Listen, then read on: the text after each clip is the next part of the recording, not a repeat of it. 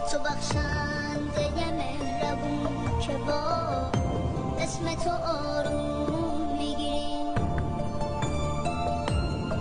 ما میخوایم بابت آفرینش کل جهان از تو تشکر بکنیم. نمیتونیم که تو رو چیزی به جز خالق مهربون تصور بکنیم. تو که صاحب اختیاره، روز پاداش و جزا هستی خدایا.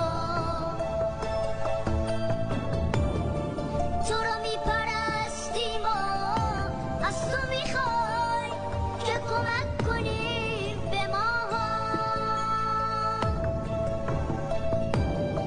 ما رو راهنمایی کن به سمت راهی که درست و مستقیمه،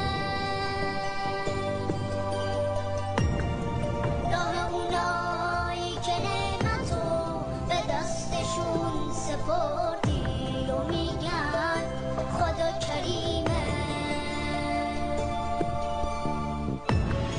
راهی جز راه اونایی که به خشم تو رسیدن،